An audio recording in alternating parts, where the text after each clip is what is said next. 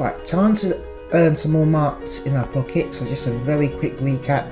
2 examples. I'm going to show you what an exam question would look like and the most familiar type of exam questions you will get. So let's go. We call this an elimination method because you're going to get rid of an x or y. So step 1, number the equations. Do this professionally. Step 2, balance the coefficients of one of the unknowns in both the equations. Now the coefficient is the number in front of the x, so the coefficient of x is 5 and 4, and then we've got to just find the LCM of whatever you want to eliminate. So I'm going to multiply equation 1 by 2 and this one by 3, because then we're going to get y's to be the same number. So multiplying 4x by 2 will give us 8x plus 6y times the n, that's 54. I'm going to do the next part, and here we go, we've got equation 3 and 4. Now when the signs are different, we add them together. When the signs are different, we add, okay, because an add and a minus here for this section here will equal a minus. If we do minus and a minus here, that equals a plus, which will give us 12y, and that will not cancel the y, so it's not helping us. So let's add those together now. It's nicely lined up. The y's cancel, equals 69. We should know here, divide by 23, divide by 23, x equals 3. Now we sub into the easiest one, so I'm going to sub it into 1. So that's 4 times 3 plus 3y equals 27. We're going to get 12 plus 3y equals 27. I'm going to minus the 12 on both sides to get 3y equals 15. I'm going to divide by 3, so y equals 5. Now I don't know why students shouldn't always get full marks on this, because you can double check your answers by subbing it back in, your x, sub x and y back into any equation, and if it works, you know you've got it right. So do double check this, your teachers tell you all the time. So let's try it for the second one. When x equals 5, so sub into 2, so when x equals 3, we get 5 times 3 minus y is 5, so 2 times 5, does that equal 5? Well yes, because we get 15 minus 10, it does equal 5. So we know we're correct and we've got marks in our pocket. Do remember to do that, it's so simple.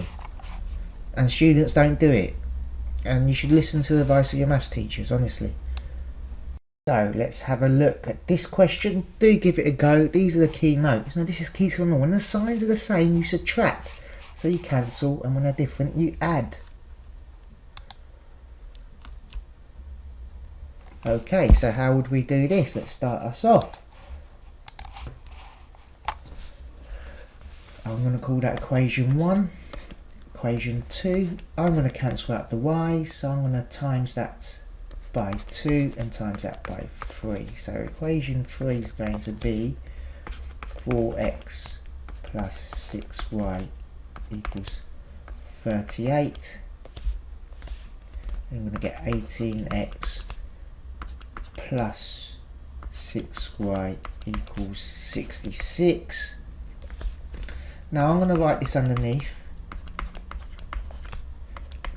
Equation, that's 38. Equation 4 underneath 3 here, because then we could just minus that nicely. No mistake. So then we get left with 14x. 18x minus 4x is 14x. 6y minus the 6y gives us a 0. Then we get left with 14x equals 30. No, equals 28. Be careful there. Divide by 14. Divide by 14. Now x equals 2. When we know x equals 2, we sub that in to anyone. So I'm just going to jump a step. 2 times 2 is 4, plus 3y equals 19. And so we're going to get 3y equals 15, and then y equals 5. let's double check, does that work for this? Does this work for the next equation? 6 times 2 is 12, plus 2 times 5 is 10, so 12 plus 10 does equal 22. Then you've got your full marks. This is key, because when you get minus numbers or negative numbers, students always make mistakes, and these should be marks in your pocket. Let us try a difficult exam question one now. Okay, so here's a key question that students typically get wrong quite often, and it's just 4 marks wasted, or 3 marks in general, because most students get a method mark. So with this, there's no numbers here, so I know that's a positive 2x and a positive 7x. So I'm going to times this by 7 and this by 2. So we're going to get 14x plus 21y equals 42, and we're going to get 14x minus 4y equals 2. Now the signs are the same, we're cancelling the x's, so we must subtract.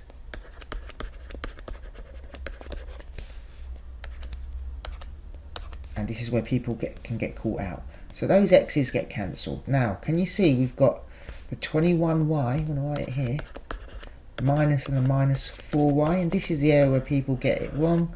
You've got to remember your rules of negative numbers. That becomes a plus.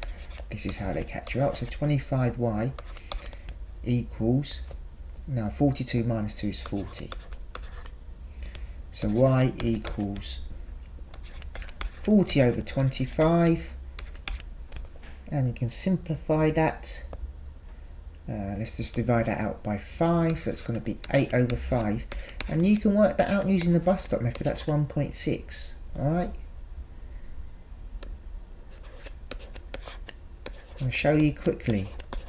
5 into 8 is 1, remainder 3, 6. Easily done.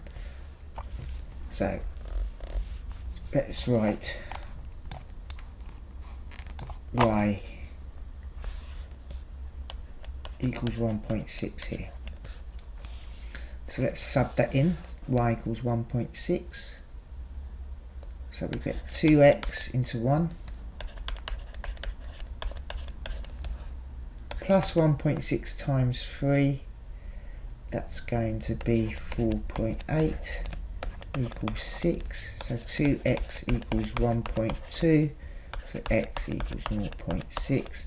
Those are your two answers. Sub it into the other one, and it does work, and you know you're correct. Now I think you're ready for some questions. So these are all exam style questions.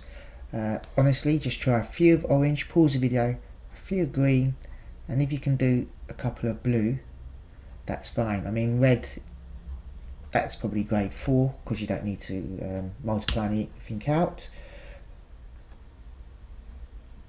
And once you can do those, do a mixture of signs, and hopefully you'll get these right, and a few blues, and that's it. Simultaneous equations is in your pocket. Right, that's your banker marks, extra 3-4 marks in the bag. Always double check your answers by substituting, right? I'll show you the answers now. Well done if you got there. Mark your work. Double check again by substituting your answers back into one of the formulas, so that you know you're correct. Why throw away simple marks? You always have time to generally kill an exam. Do it, because it's foolish if you don't. Anyway, well done if you got those correct. Now that's another few marks in your pocket, and you're all on your way to grade 7s and above.